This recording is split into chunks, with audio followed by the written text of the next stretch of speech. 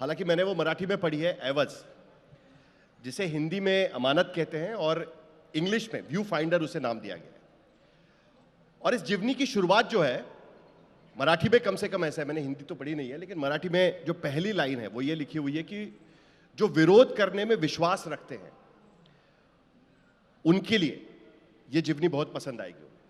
तो ये विरोध से क्यों शुरुआत हुई है हर चीज की? आपकी जिंदगी में विरोध मुझे लगता है कि बहुत अहमियत रखता है, और आपकी मैं ये बुक पढ़ रहा था तो मुझे पता चला कि बहुत सारी जगह पर ये विरोध आपका एक सेंटर पॉइंट रहा है हमेशा, हर चीज में। मैं ये ज़रूर कहूँगा कि मैं बचपन से ऐसा कोई बागी या इस किस्म का लड़का नहीं था, लेकिन जैसे जैसे उम्र बढ़ती गई, जैसे जैसे मुझे बड़े बड़े दिग्गजों से सीखने को मिला, तो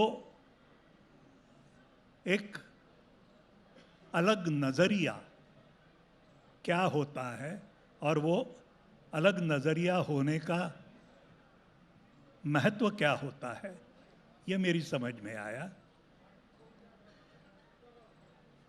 किसी भी चीज़ को एक मेन स्ट्रीम जिसे कहते हैं, मुख्य धारा जिसे कहते हैं, वो एक ही दिशा में जाती है, लेकिन उससे अलग और कोई विचार हो और कोई रास्ता हो तो वो मुझे ज़्यादा लुभावना लगा। और इसीलिए ये जो विरोध करने में जो भी विश्वास करते हैं उन सभी को मैंने अर्पण किया है। नहीं, ये आश्चर्य की बात इसलिए भी है क्योंकि जो अभी आपका इंट्रोडक्शन किया गया, जाहिर सी बात है कि आपकी जो फिल्में रही है हल्की फुल्की नाम विनोद वाली, जिसमें लोग उसे देख के खुश होकर घर जाते थे, और उसमें वो एक्टर जो एक विरोध करने के लिए जाना जाता है, क्योंकि महाराष्ट्र में हम अमोल पालेकर को कई जगह देखते हैं। हम अमोल पालेकर को देखते हैं जब नरेंद्र दाभोलकर की हत्या होती है, तब उनके प्रोटेस्ट में हम अमोल पालेकर को देखते हैं। हम अमोल पालेकर को देखते हैं जब पुणे में कोई बिल्डर अगर किसी सड़क पर कब्जा करने की कोशिश कर रहा है तो वहाँ पर जो आंदोलन होता है उसमें हम अमोल पालेकर को देखते हैं। हम अमोल पालेकर को देखते हैं कि जब मुंबई के आर्ट गैलरी में आपका भाषण हो रहा है और आप कह रहे हैं वहाँ पर कि किस तरीके से सरकार हर चीज़ में हस्तक्षेप करने की कोशिश कर रही है, उसका विरोध करने वाले अमोल पालेकर को हम देखते हैं। तो ये पूरी तरीके से स्क्रीन पर्सनैलिटी और आपकी पर्सनैलिटी पूरी अलग नजर आ रही है सर।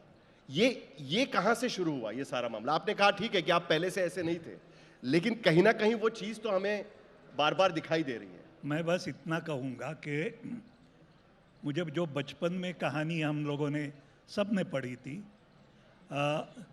एक हाथी और 7 अंधे, उसी की याद आती है। हर अंधा उसका हाथी का जो भी हिस्सा हाथ में आता है उसे लगता है वही हाथी है। जिसके हाथ में पूंछ आ गई उसको लगता है हाथी तो बस इतना सा है। जिसके हाथ में सूंड आ गई उसको लगता है अरे बाप रे ऐसा है। तो मेरे बारे में ये कहना शायद सही होगा कि आपने जैसे इंट्रोड्यूस किया कि या अनाउंस किया गया, सिनेमा मेरी ज़िंदगी का सिर्फ एक छोटा सा हिस्सा है। उसके अलावा मेरी ज़िंदगी के और कई हिस्से हैं जिनके बारे में अगर आप लोग ये किताब पढ़ें अमानत, तो आपको पता चलेगा कि और कितना क्या है जो अमोल पालेकर आपको पता तक नहीं है। और वो अमोल पालेकर शायद आपको राम प्रसाद लक्ष्मण प्रसाद से भी ज़्यादा दिलचस्प लगेगा। नहीं, ये बात तो सही है कि किताब पढ़ने के बाद मुझे भी समझ में आया कि अमोल पालेकर राम प्रसाद भी है, लक्ष्मण प्रसाद भी है, और उसके साथ साथ जो आपके बॉस थे उसमें फिल्म में उत्पल दत्त जो भूमिका निभा रहे थे वो भी है। तो अमोल पालेकर कई सारे किरदार है। अमोल पालेकर चित्रकार है, और बड़ी दिलचस्प लाइन है आपकी किताब में कि एक्सीडेंटली आप एक्टर बने। आपकी आपकी ज़िंदगी में एक्सीडेंटल चीज़ का बहुत बड़ी अहमियत है उसमें, और उसी के ज़रिए संध्या जी भी आपको मिली थी। लेकिन आपने उसके बाद फ्रॉइड की लाइन भी लिखी है कि कोई भी चीज़ एक्सीडेंटली नहीं होती है।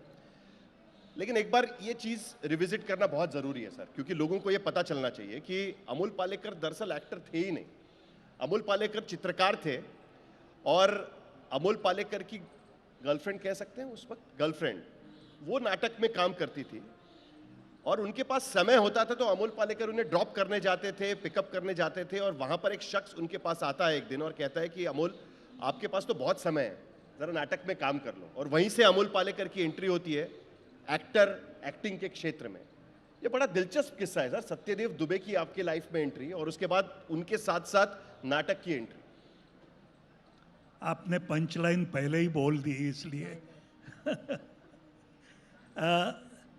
सत्यदेव दुबे ने मुझे देखा, मैं चित्रा को छोड़ने जाया करता था, आया करता था, तो उसने एक दिन मुझे पूछा कि मेरे अगले नाटक में काम करोगे, और मैं हाँ या ना कुछ कहूँ इससे पहले दुबे ने खास उनकी शैली में कहा कि ये बिल्कुल मत समझना कि मैंने कोई तुम्हारे अंदर छिपा हुआ एक्टर दिखाई दिया है या बहुत बड़ा कलाकार मैंने ढूंढ लिया है, ऐसी गलतफहमी में मत रहना।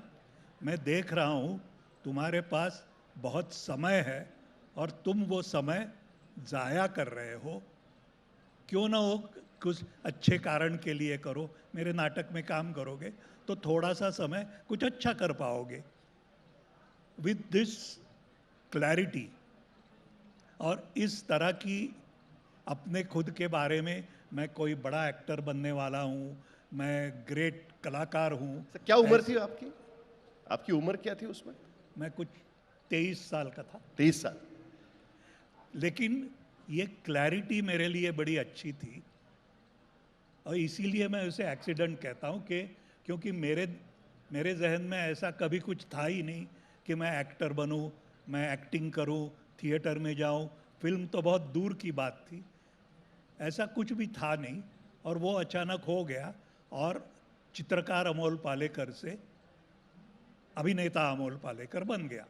नहीं, लेकिन सत्यदेव दुबे, मुझे पता नहीं कि यहाँ पर बैठे हुए कितने लोगों को सत्यदेव दुबे एक ही हाथ ऊपर आ रही है, और दो चार आ गए वहाँ पर। लेकिन पॉपुलर कल्चर में अगर आपको सत्यदेव दुबे देखने हैं तो मुझे शोले फिल्म याद आती है। शोले फिल्म में एक जिससे पूरा ट्रांसफॉर्मेशन हो जाता है, उस फिल्म में Amitabh Bachchan angry young man बन जाते हैं, और वो एक सीन है जिसमें एक कूली आकर कहता है कि मैं क्यों दूं पैसे, मैं नहीं दूंगा पैसे। वो सत्यदेव दुबे हैं। लेकिन सत्यदेव दुबे सिर्फ उतने नहीं है। सत्यदेव दुबे क्या है, उसके लिए आपको अमोल पालेकर जी की किताब पढ़नी पड़ेगी। उस वक्त के सारे कॉन्टेम्प्रेरी एक्टर्स अगर किसी ने तैयार किए हैं, अगर मैं गलत हूं तो आप मुझे टोक सकते हैं, बिल्कुल बिल्कुल, वो सत्यदेव दुबे ने तैयार किए हैं। सत्यदेव दुबे वो है जिन्होंने सिर्फ हिंदी में नहीं तो देश की करीब करीब हर भाषा में नाटक छुआ है, नाटक करने की कोशिश की है। और वो आकर अमोल पालेकर को कहते हैं कि तुम्हारे पास खाली समय बहुत है, जरा एक्टर बन जाओ। इससे ज्यादा एक्सीडेंट क्या हो सकता है? सुखद एक्सीडेंट कह सकते हैं।